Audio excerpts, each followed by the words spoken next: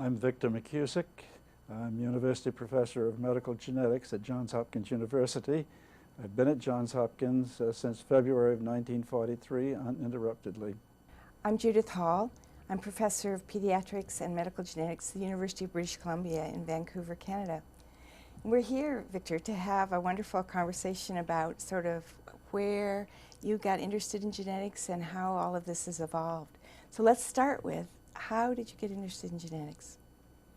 Well, people often ask whether it was because I'm an identical twin, but I don't think that's the case, especially the fact that my identical twin is not in genetics also would seem to belie the twin theory. But I was very much interested in genetics in college. It was a very exciting course with a very inspirational teacher at that time.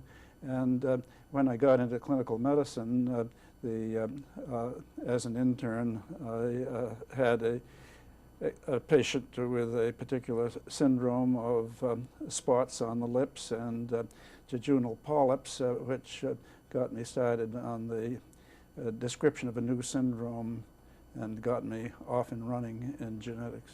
So Victor, growing up on a dairy farm, I understand that you keep records of who bred to who. Do you think that had any influence on thinking about outcomes of genetic diseases? I think that's possible. That's right. We had purebred Jerseys on the farm, and my father raised heifers who came from cattle that had been imported from Jersey, who were registered in the Jersey Cattle Club. So you knew about breeding. Right, and my older brother, Robert, who ran the farm subsequently, graduated from the agricultural school at the University of Maine, so he was no slouch as far as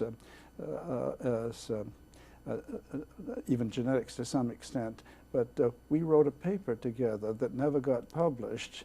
But the point of the article was that black coat color in Jerseys is dominant. So there was that background in genetics on the dairy farm. You've been at Hopkins, as you said, for a long time. Tell me about going to Hopkins. That was during the war, or how did that happen? Yes, I don't have a bachelor's degree. The reason why I was admitted without a bachelor's degree was the war. It was they could not fill the ranks of the medical school because of the war, and so I and a few others were accepted without a bachelor's degree at that time. I grew up in Maine and went to Tufts College, where I did pre-med, and was accepted for medical school the 1st of March of 1943. What made you decide to go to medicine?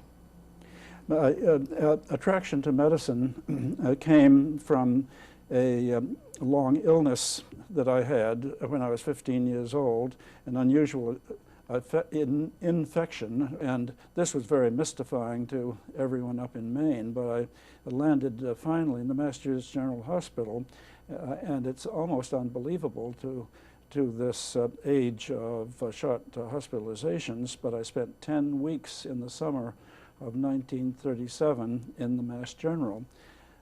During that time, the unusual organism, a microaerophilic streptococcus, was cultured out, and sulfanilamide, which had come in 1936, I got.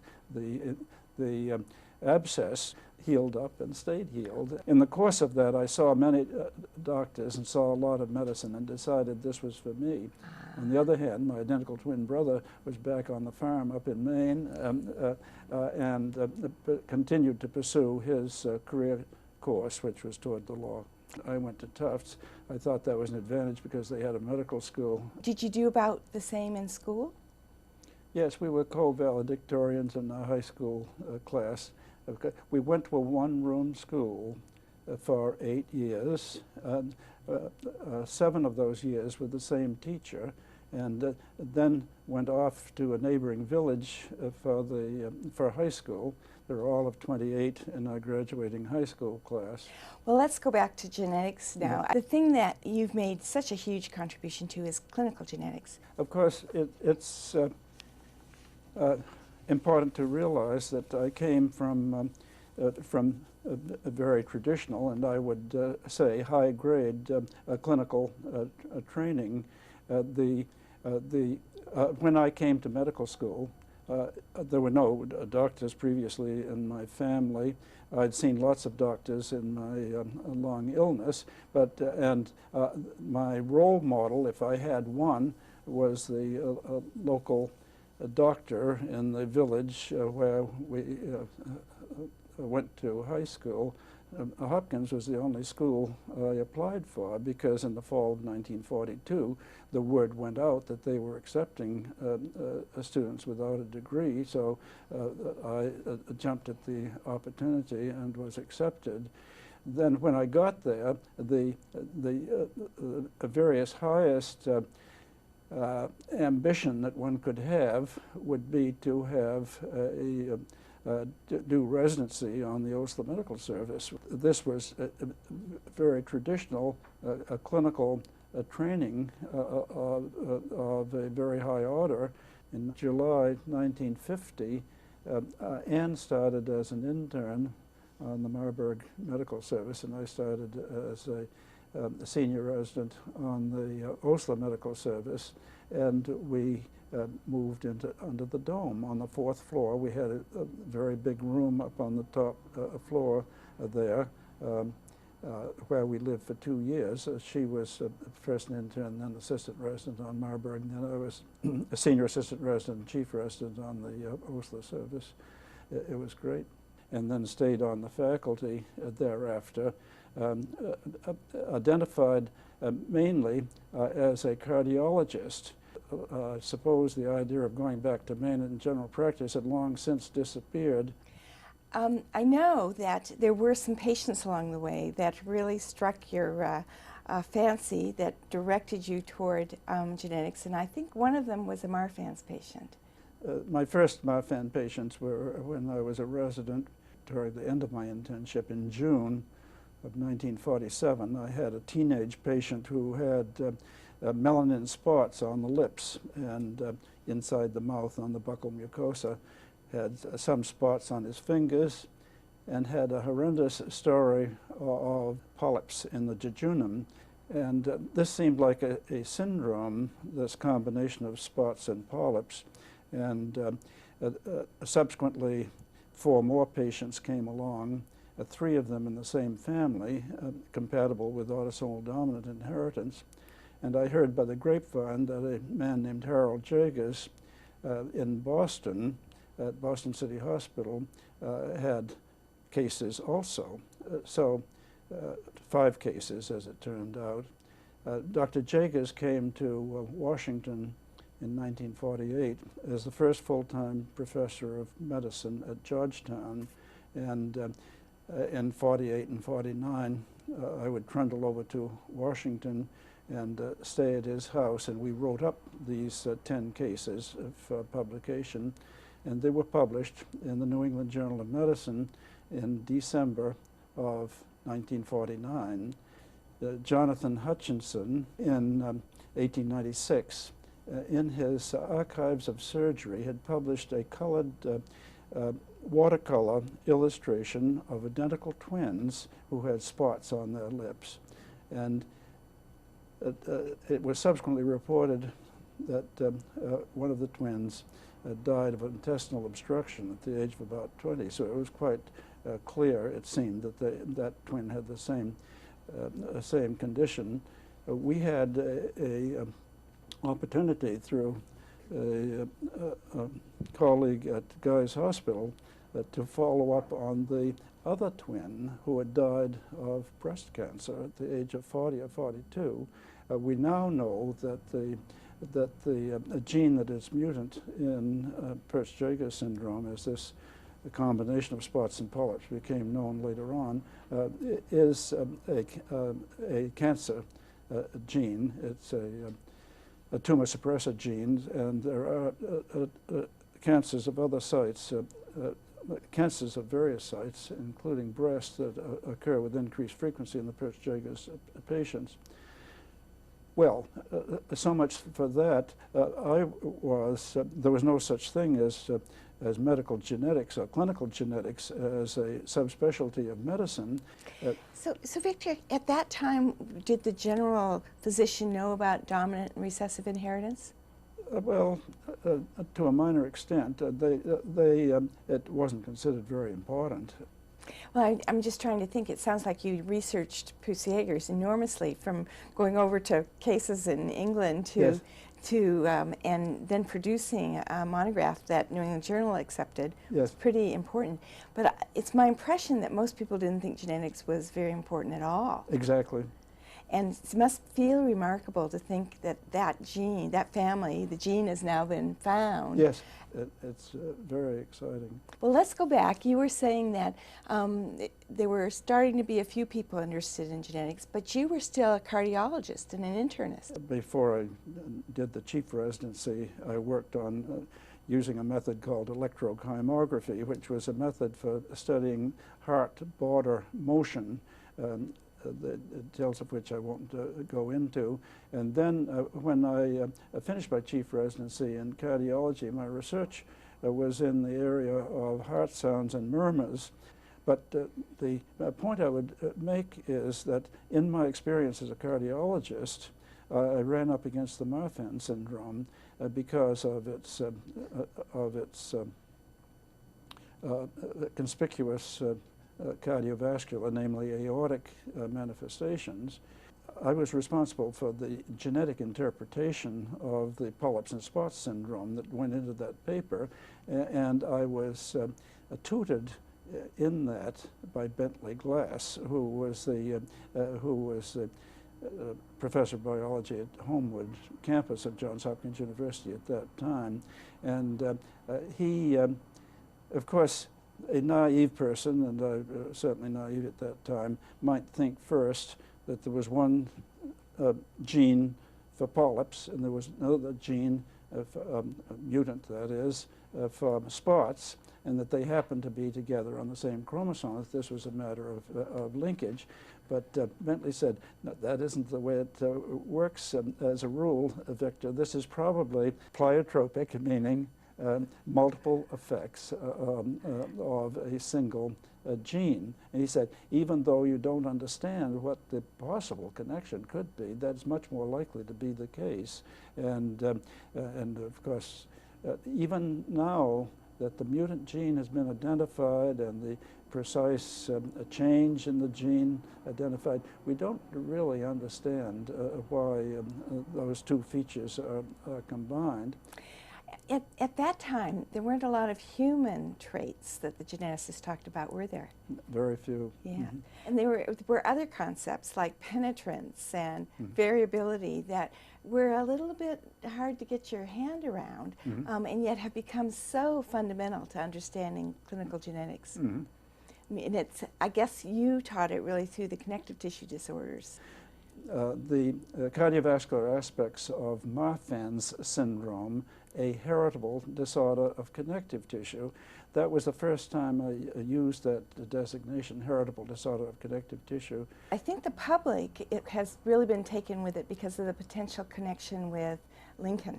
Yes. And they know Lincoln as a tall, thin man, and the idea that he might have had Marfan syndrome really has caught their attention. About 1991,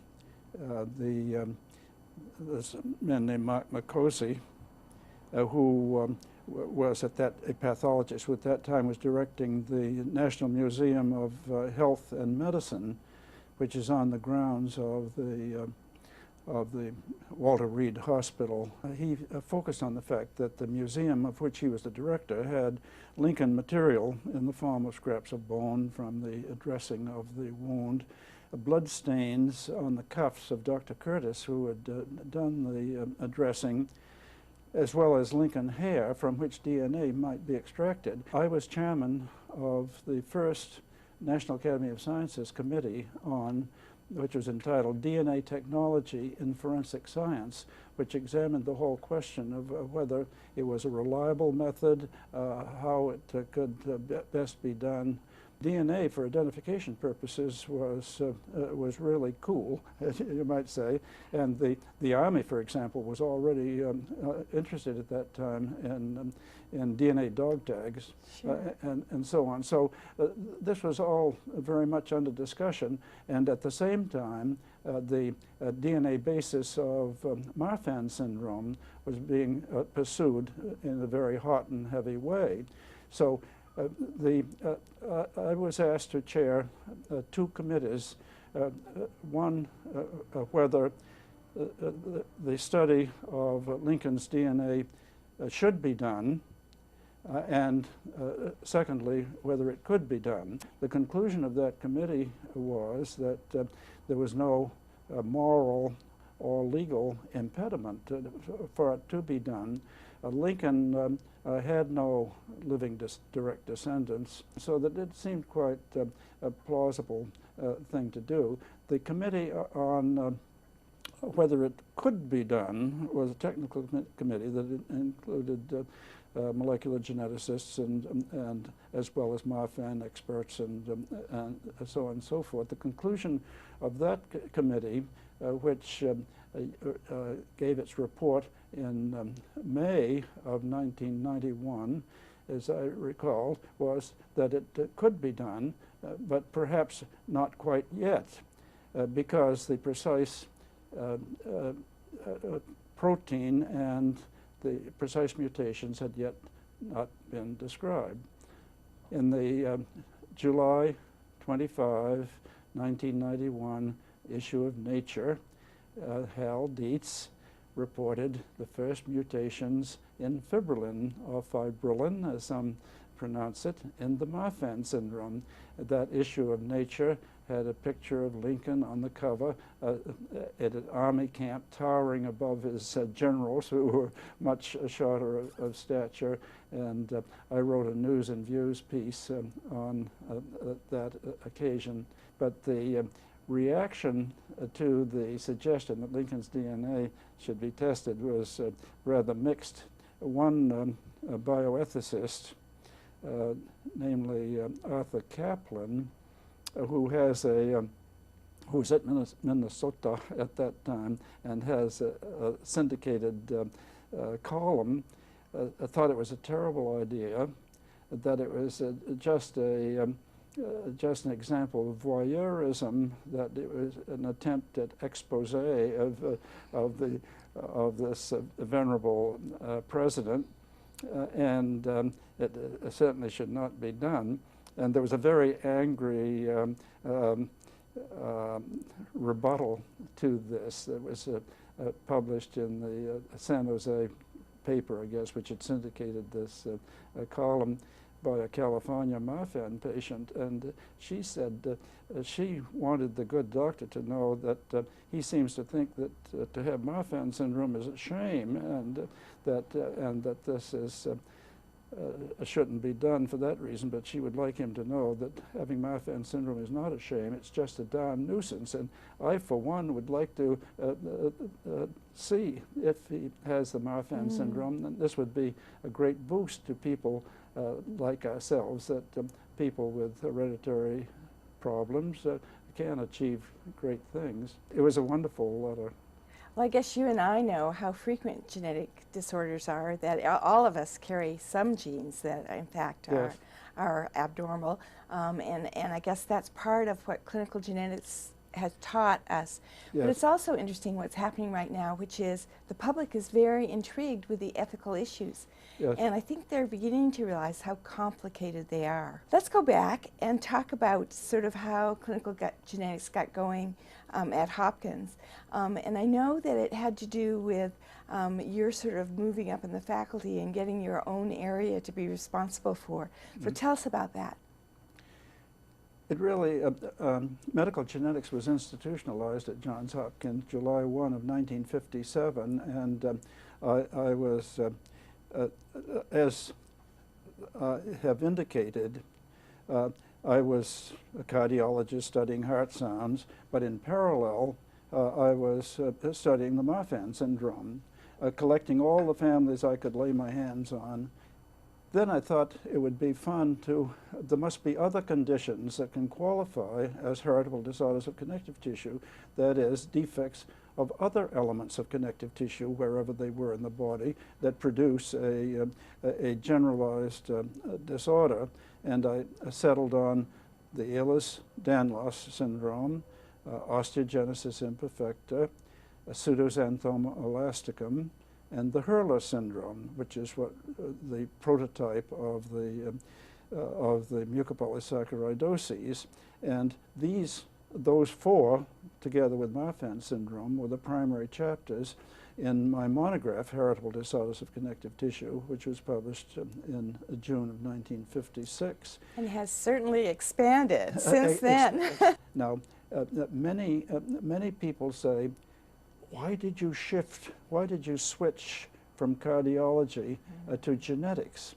And many people thought I was committing professional suicide when I went to study these rare, unimportant diseases. Well, the principle that rare and unusual diseases teach you normal pathways is certainly there. Yes. And you treasure your exception. Yes. Yes. And that's almost the principle of the clinic, isn't it? Now, Yes. the clinic at Hopkins was the birthplace of lots of future geneticists and lots of well-described diseases, but it didn't start off as a genetics clinic, did it? No. Dr. J. Earl Moore had established a multifaceted chronic disease clinic there. It had started, Moore was a world-class syphilographer and venereal disease expert, and he had a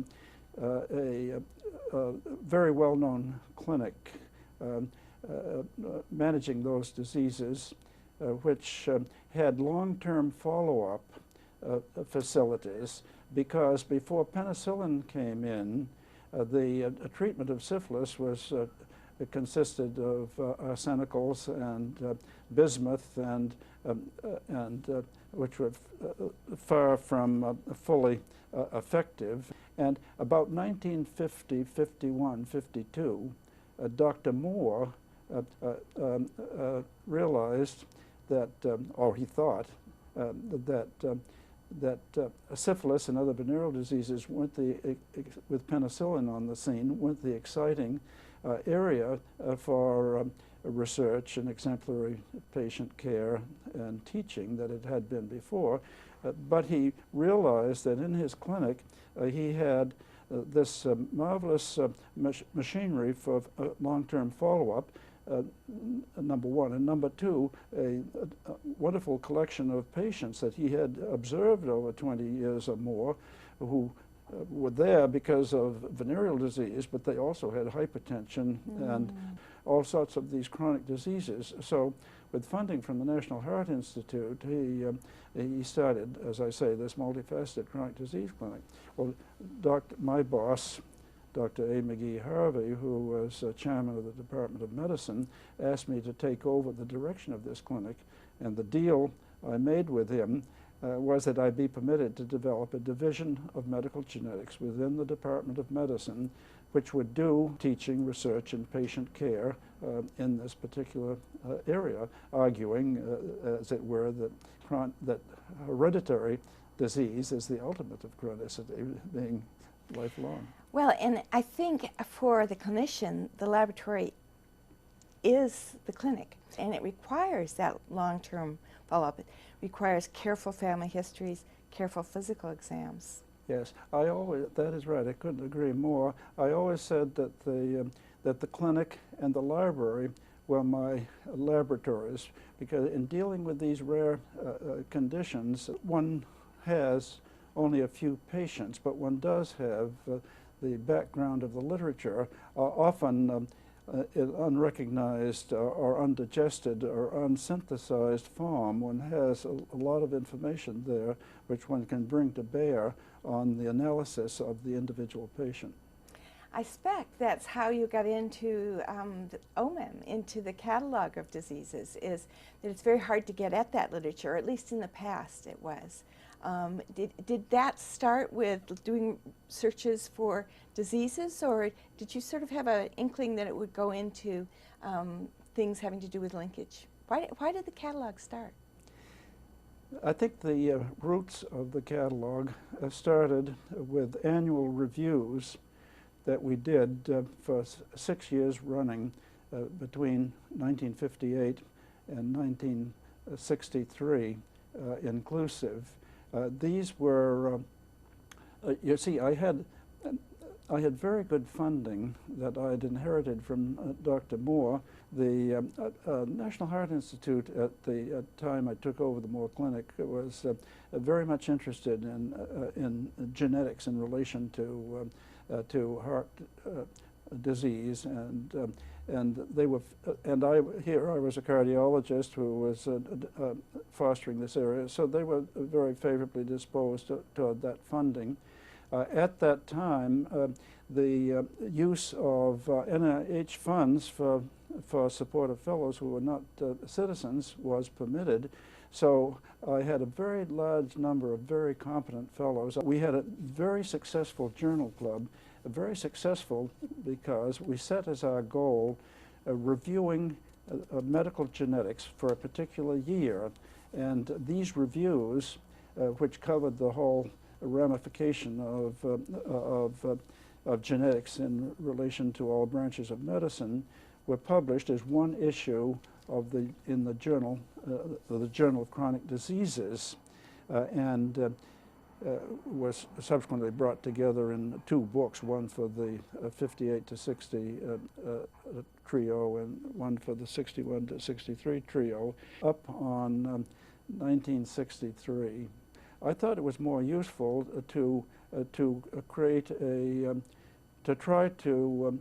create a catalog, encyclopedia, if you will, for everything that was known about Mendelian traits in humans. And what came on each year, we would create an entry that would describe everything that had been known up to that time, and would add to it when new stuff came along in 1964, 65, 66. We just added on each year as it came along.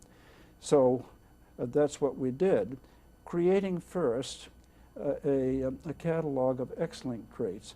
Actually, I wrote a monograph entitled On the X Chromosome of Man, which was first published in 1962. And one of the questions we asked was, what genes are on the X chromosome? And I put together a catalog of all the X-linked traits at that time, arguing that this was sort of like a photographic negative from which you could create a positive picture of the genetic constitution of the X chromosome. Late 1962, we started studying the Amish, and we expected in this inbred group to find new recessive disorders, which of course we did. In order to know the new ones, we had to have a catalog of recessive traits, and we created that.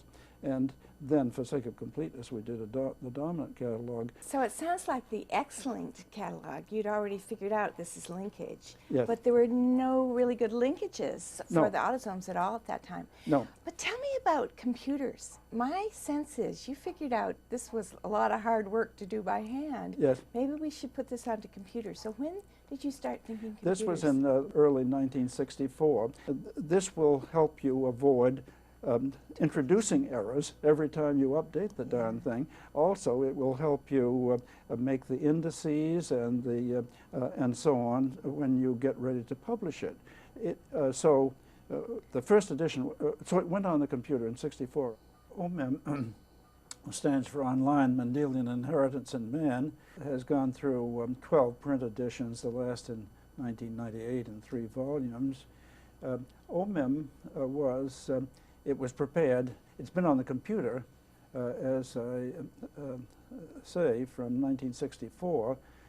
In the story of the online version really begins in about 1980, when Don Merritt, who was chief of medical genetics at Indiana, went to the National Library of Medicine for a sabbatical, and he encountered there a group that was preparing something called IRX, which stands for Information Retrieval Experiment, a method for handling on the computer whole text data. And he knew about Mendelian inheritance in man, which was already on the computer. So he asked if I had any objections to their using a MIM as the test bed for their IRX development, which of course I was very excited about. The new librarian at the Welsh Medical Library, Nina Matheson, came, and she had worked at the National Library of Medicine previously and knew about IRX and Mendelian inheritance in man, and she said, why don't you put it up online, make it available online? And she suggested the designation, OMIM, for it, and this was done, and I had it available to me in the authoring process beginning in 1985, and a tremendous help it was in the authoring process. In 1987, we went public, distributing it from the Welsh Medical Library. That continued until 1995, when the distribution was moved to the NLM, to the National Library of Medicine, specifically to the NCBI, National Center for Biotechnology Information, where they have did all sorts of very useful enhancements on it, linkages to other databases, and have been responsible for the worldwide distribution. It's still authored and edited on the 10th floor of the Blaylock building at Johns Hopkins Hospital, and with the help of colleagues elsewhere who contributed to the authoring process. Are you still putting entries in? Oh, yes, yes. I still have a full-time appointment at Johns Hopkins. Retired is a dirty word in my language, in my opinion. But there are other people putting and items in I as spend well? about 3/4 of my team keeping up OMIM. Oh yes, we have quite a band of author editors working with us, and also some people at other institutions. Well, let's go back to talking about how that all evolved to the Genome Project, because clearly you must have had in your mind that you wanted to someday, you may not have thought it would happen so soon, but that at some point all of these specific entities should be able to be mapped and the genes should be found. How did that all happen? You know, linkage was a great attraction of mine from very early on, and when we started our research unit in the late 1950s, clinical and research unit, linkage was a central theme at that time. I mentioned the monograph on the X chromosome of man. There were three parts of that monograph. One was the chromosomal abnormalities in relation to sex determination and other matters.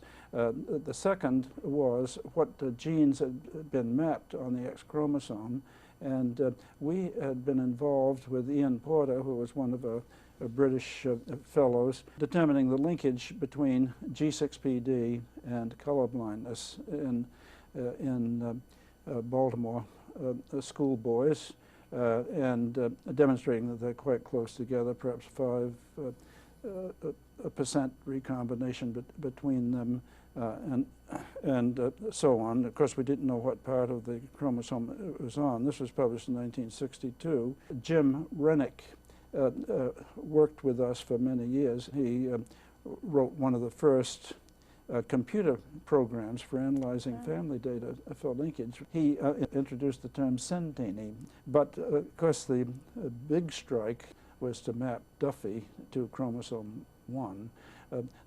We knew about, this was in 1968, and Roger Donahue was the one who did it. Roger Donahue was a PhD candidate in human genetics in the department. He was doing his thesis on another topic, but he did what I always say every graduate student in human genetics should do. He studied his own chromosomes, and he found, this was in the just prior to the banding era of cytogenetics, but he found that chromosome, one of his two chromosomes, 1, was heteromorphic. It had what looked like an unraveled or uncoiled segment just subjacent to the centromere. In fact, the trait was called uncoiler at first, and he had both the wit and the gumption to do a linkage study, getting bloods for the chromosomes and at the same time bloods for the markers. The small handful of markers that were then available was a pretty daunting undertaking, but he did it and found that there was that Duffy B was traveling in association with the anomalous chromosome 1. That was in 1968. At that time, in 1968, we knew that there were 68 loci on the X chromosome. What then happened? When did we actually figure out we might be able to do the genome? I mean, that took a real leap to think you'd be actually able to sequence all of those. There was an important intermediate mapping step. The somatic cell hybridization came in and contributed very dramatically to the field. You could do assignment of specific genes to specific chromosomes by studying hybrid cells in culture. You did fusions between a human cell and a mouse cell, let us say. You could make them fuse together if you use a certain chemical which broke down membranes, or if you treated them with a certain virus, with the Sendai virus, which also breaks down cell membranes. The cells fuse together and the chromosomes all get jumbled up together. The human chromosomes are cast off in the derivative cells in a rather profligate manner. So you end up with cultures of cells, clones of cells that have various combinations of human chromosomes. That indicates that trait A is determined by a gene on chromosome W. And then molecular genetics came in 1980, and of course contributed greatly to the gene mapping field. Beginning in 1973, Frank Ruddle and I initiated human gene mapping workshops, which met annually and then every other year. And the aficionados of gene mapping would get together and collate all the information that had accumulated from the last meeting, since the last meeting.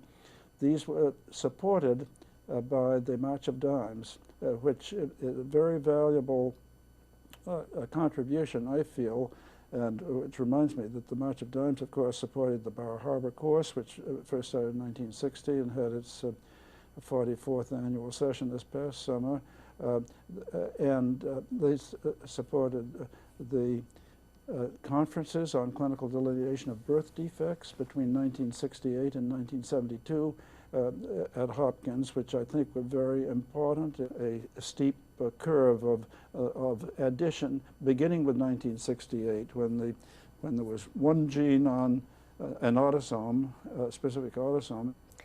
Let's go back and talk about the March of Dimes conferences. Yes. I happened to have been there during that Yes. time, and they were a phenomenon. And part of what made them such a phenomenon was you were able to bring together so many different kinds of researchers and present fascinating material. Yes. How did that, was that just your dream child, or how did that happen? Part of those conferences consisted of papers by invited speakers who had been studying in depth particular categories of hereditary disease or congenital anomalies. And the others were at noon. We had, as you'll recall, case presentations. The cases were written up in advance, and the attendees had this in their syllabus, but then the patients were presented in person, and we made the patients always feel very comfortable and indeed very honored to have their cases mulled over by these worldwide experts. But they became so valuable because they got published. And Yes. that must have been a lot of work. I know we had to work hard to get those all written up and actually published. But it's just this wealth of clinical Yes. phenotypic descriptions. It ended up as a 6-foot shelf of blue-covered books that you really could go to for the clinical description of a lot of things, a lot of new syndromes Absolutely. that described. And it led to a whole bunch of new journals being developed that are clinically oriented journals as well. Yes. Well, I think one of the things that also happened at Hopkins was a recognition a lot of this was pediatric. And so, although certainly at Hopkins, in many places, genetics started off in internal medicine, it then really got to pediatrics and convinced a lot of pediatricians. So you can see the genes are expressing in a developmental way that lead to the problems. Yes. So who dreamed that you could actually do the genome? Right after the moon landing in 1969, when there was a little euphoria and big picture thinking, the March of Dimes sponsored an international Congress of Birth Defects in The Hague, and I suggested at that time that let's map all the chromosomes. The Human Genome Project, as an effort to completely sequence the human genome, was formally proposed in 1985. At that time, there were about 700 genes that had been mapped to specific chromosomes. People were emboldened to think that one could undertake complete sequencing by two things, I think. One was that in 1977, improved methods for sequencing had been introduced by Sanger on the one hand and by Maxim and Gilbert on the other hand. Both of them, they shared the Nobel Prize in 1980. But the second thing that emboldened the people about sequencing was the complete sequencing of the mitochondrial genome, which had been achieved in 1981 by Fred Sanger's group. So that then the idea was that one of the reasons why it was a good idea to sequence the whole thing is that this would help find all the genes, that this might be the only, and it certainly was very true in the last analysis, that this is the only way you were going to find all the genes, rather than going at them one by one, depending on phenotype. So what were the steps? You were part of the National Academy that looked at this potential. The Human Genome Project was formally proposed in 1985. Between 1985 and 1990, it was discussed, it was debated, and I use that word advisedly because there were many scientists thought it was a crazy idea. It was just brick counting and with no real practical significance. I think this was in part due to the fact that everyone was in the mental mode of hypothesis testing. If you didn't have a hypothesis, you really couldn't get very far. They didn't realize that this was discovery research. It was more similar to astronomy or to something of that sort. and some people thought it was just exorbitantly expensive. But what tipped the scales, I think, was a National Academy of Sciences committee on mapping and sequencing the human genome. This was commissioned in late 1986 and reported out in February of 1988. It was chaired by Bruce Alberts, the present president of the National Academy of Sciences. And how did Hugo relate to all that? Hugo was an international organization to coordinate efforts in this regard, and I was asked to organize a meeting which took place in Montreux, Switzerland, in September of 1988, and it took place in a very romantic setting, you might say, within sight of the castle of Chalon, where the prisoner of Chalon lavished away the subject of Lord Byron's romantic poem on that subject. And there were 31 scientists from 18 countries there. I want to come back to the clinic because the Moore Clinic was an incredibly exciting place to be. Yes. There were wonderful fellows there. It was a rabbit warren, and there were some people there that were really the steadfast people that made the clinic work. Mm-hmm. How did you get that to develop?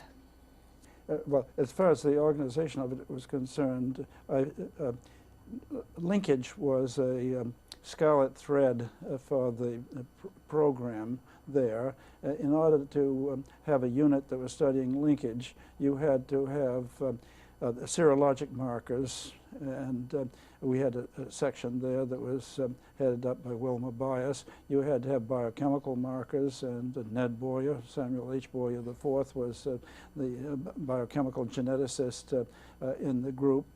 You had to have statistical analysis, and Tony Murphy, of course, was in charge of that section, and you had to have good clinical phenotyping, and that's what I was in charge of. And fifth, of course, in fundamental, you had to have good chromosome, good cytogenetics. The cytogenetics lab was initiated in February of 1959, which was by Malcolm Ferguson Smith, who came to me as a fellow at that time.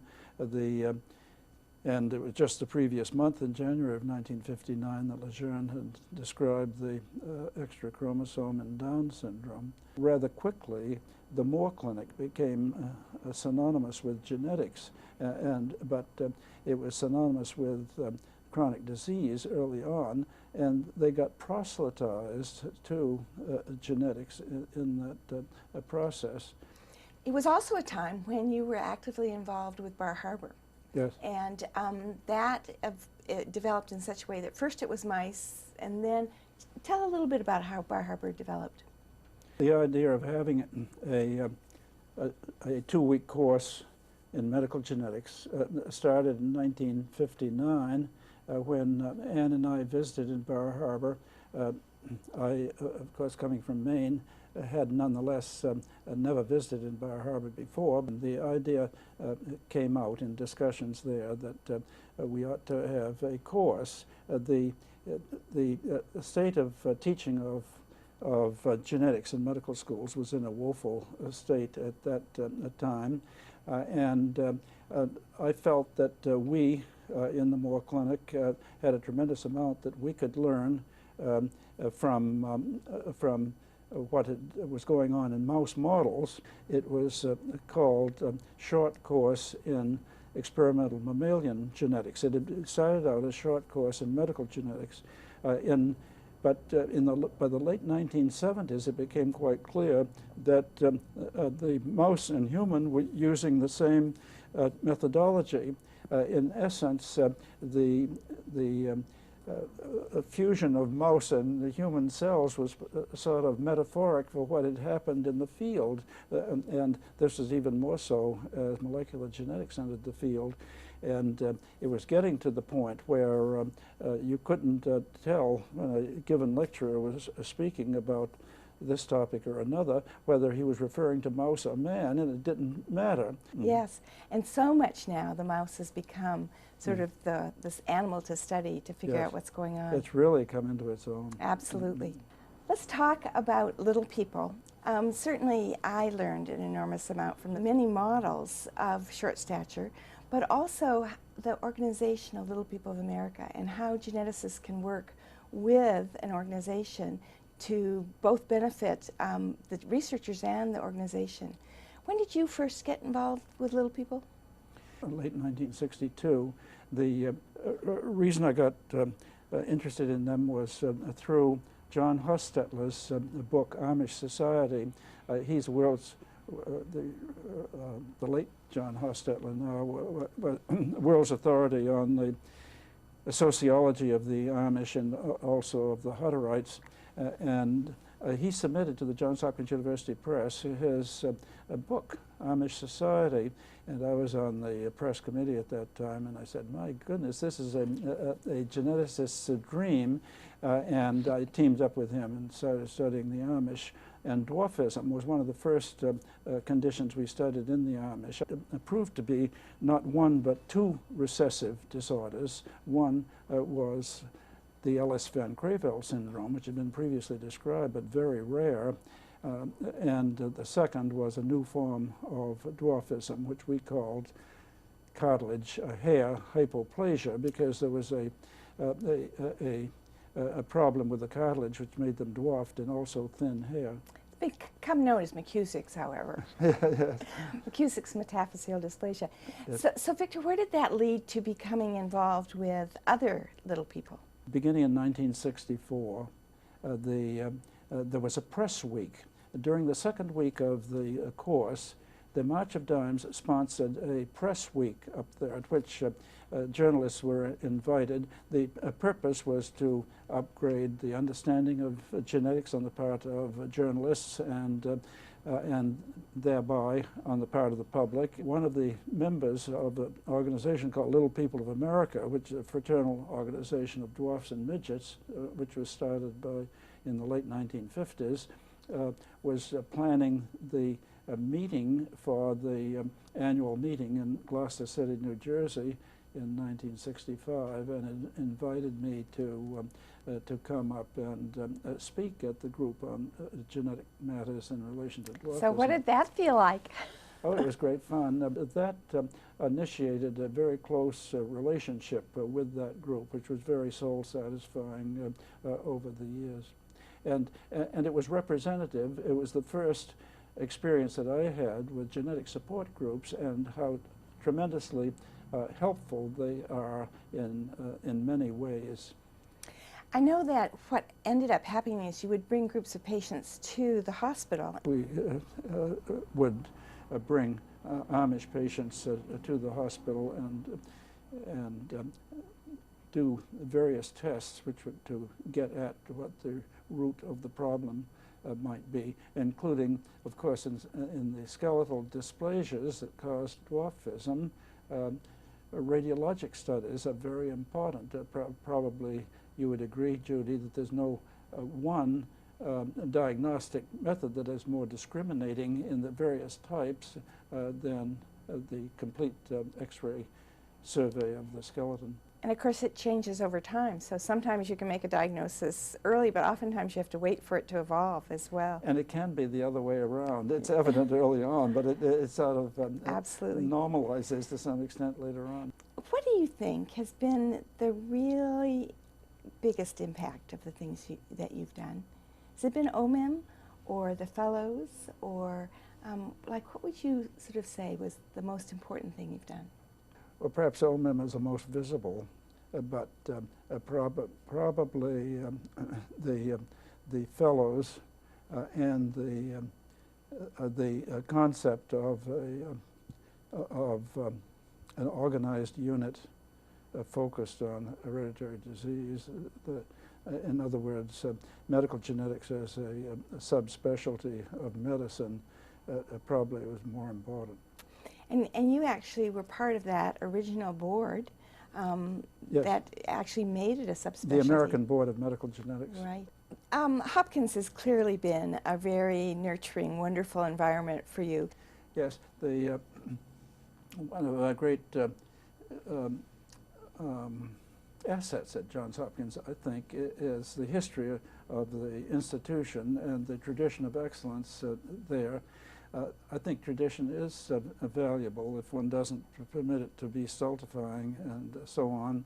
There is a great sense of collegiality and so on that is very helpful. Everyone, I trust, even the medical students, when they arrive, they're treated as colleagues and respected and expected that they will do well. And when people are respected in that way, they usually do well. Victor, we're nearing the end here, and so I want to ask you what you think is going to happen in the future. We've certainly seen clinical genetics change, but with all of the molecular things that are happening, there are going to be even more changes. Where do you see it going? Of course, we think that the big breakthroughs will come in understanding of genetic factors in common diseases, that we have been a little bit leery in getting involved with too much because of the great difficulty of coming to grips with them. Now that the genome has been completely sequenced, it appears that we're in a better position to get at the genetic basis, and there's a lot of effort going into that right now. And conditions like hypertension and major mental illness and atherosclerosis and asthma and almost regional enteritis, almost anything you can think of has at least some genetic component to it that is worth analyzing. So the concept has always been those are going to be additive. Do you think they're additive because they'll just be different mutations and they'll all add up? Or will it be that there'll be modifying factors, or both? I think both. And even that's right, and even those cases where it's additive, multiple genes involved, it may be a different set, or at least only partially overlapping set of different genes in family A as compared to family B and so on. Time will tell. Surely genetics is going to have an impact on healthcare delivery. And you were chief of medicine for some time at Hopkins. At that time, did genetics really factor into the cost of medicine? No. But do you think it will in the future? Yes. Well, Victor, it's just been a pleasure for me to get to talk to you. It's a bit of reminiscing, but also a bit of revelation about the wonderful things that have happened over a really amazing career. And I want to thank you for this chance to talk with you. Well, I thank you for the thoughts, for the opportunity to think back over this very interesting time. Thank you.